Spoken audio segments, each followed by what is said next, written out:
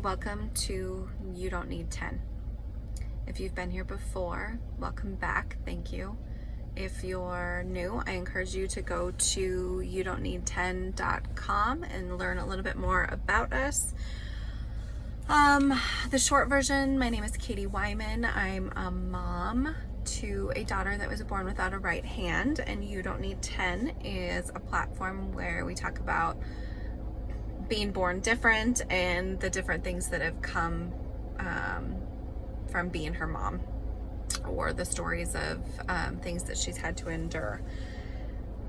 I have not been brave enough to tell you that there's a video recording yet. I have not done that, but if by chance you have found it, it's on YouTube, so I guess I'm being brave today. But where I'm going with this is I am recording in a different place. So every other episode has been recorded in my closet because it is the safest, smallest, most compact hideaway that I can find that's not echoey. So today is coming from my car, sitting outside baseball practice with summer and the kids being home and kid activities and running them around and work ramping up. I'm finding it incredibly hard. As you noticed, I missed a week on one of these audio recordings a week or so ago. I missed one. I did go back and do it, but I have no new recordings of old blog posts, so I apologize that I haven't gotten any of that accomplished. But for 144 weeks in a row on a Tuesday, there's been a new blog post, and ever since I started these recordings, I've been making audio recordings of the new blog post, and so I am going to get that accomplished today. So this was posted to the youdon'tneed10.com website on June 11th. It is called Quick Add, and I will continue to add the audio recordings of the old blog posts as I get them accomplished. I apologize that I'm only on like number 13 or 14, but they will happen. Summer is busy and the kids are home, and it's hard to get them accomplished. It's easy to find time to sit down and jot and write, and you can write from anywhere, but these recordings are a little bit harder.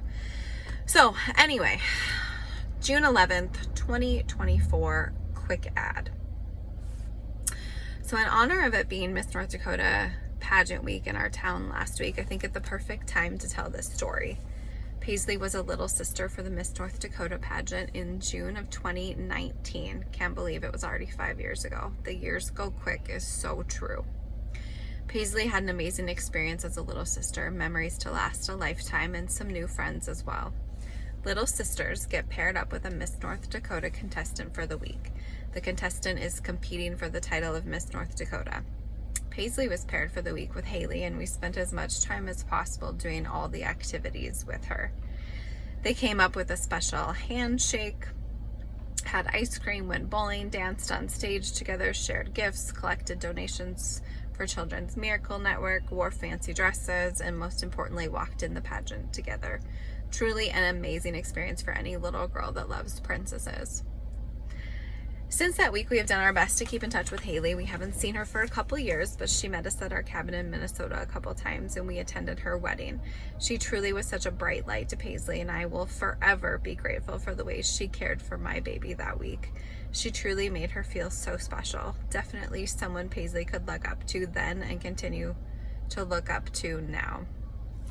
I've heard it's a little harder to get into those little sister roles these days, but if you ever get the chance to be a part of that program, I encourage you to do so. Paisley and I have attended some of the portions of the pageants the last couple years and always have an amazing experience when we do. Last week, we only made it to the finals, the night that Miss North Dakota and Miss North Dakota's teen are both crowned. We had a wonderful girls' night evening together watching the pageant, watching some of our friends dance and some of our friends as little sisters this year. We knew several people there that evening and enjoyed getting dressed up and going out together. The pageant got a little long, and there were definitely some long-winded moments, but all those women are trying to make a difference in the world, and that is truly something to be celebrated and shared and inspired by. I love that our town supports this event so well, and we continue to get to host it. Throughout the week, you see the Miss North Dakota contestants all over town, truly immersing themselves in our town. So many businesses welcome them and support them and want them to stop in. The pageant is so inspiring and encouraging to young girls. They talk about their goals for the future and things they want to do with their lives. They are driven women and great examples for young girls to look up to. They truly do a great job of showcasing what young women can do with their platforms as well, and how to give back to charities or communities. The pageants are teaching them to be well-rounded and well-spoken, strong women. They teach young girls to reach for the stars no matter what their obstacles are in life. A couple months ago, I was in the car with Paisley, not sure where we were headed, probably dance class, but she started giggling and doing that weird laugh thing she does where she struggles to breathe because she's nervous about something, but she's also laughing. I asked her what was so funny, what was wrong in the same breath, and she said, "I'm adding people on my quick ad." I said, "Your quick ad on Snap?" I took the moment to parent that and tell her that can be dangerous, and she assured me she's picking people she knows of or that have mutual friends, etc. I have the kids' accounts on my account so I can see who they talk to, not see what they say, but I can see the people, I can see the who and decide if I like it or not, and have occasionally made the kids delete people. Anyway, the conversation then moved into what is so funny and why are you acting weird about it? She said she started up a conversation with one of the girls that she added on Quick Ad, and I said, okay, so what's so funny? She then reads the conversation to me. In the conversation, one of them, I can't remember which, but one of them asked the other if they had been in the Little Sister program a few years ago. As that plays out, Paisley says to her, "Was there a little girl in your group that only had one hand?"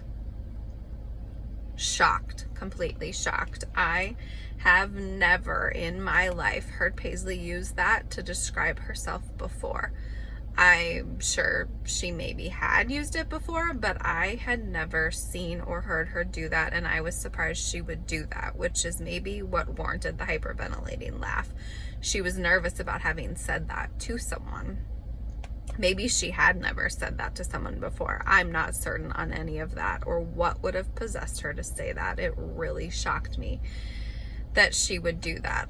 Almost maybe shows a glimpse of acceptance in that is who she is.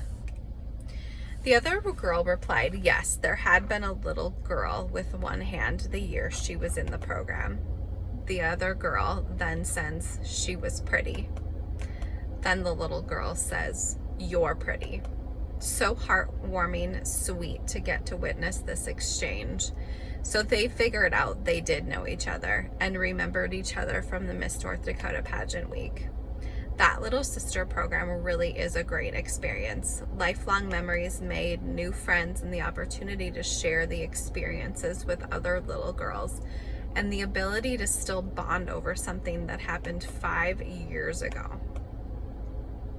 So that's it for today. Today's episode, like I said, was posted to the website on June 11th of 2024, and I thank you for listening.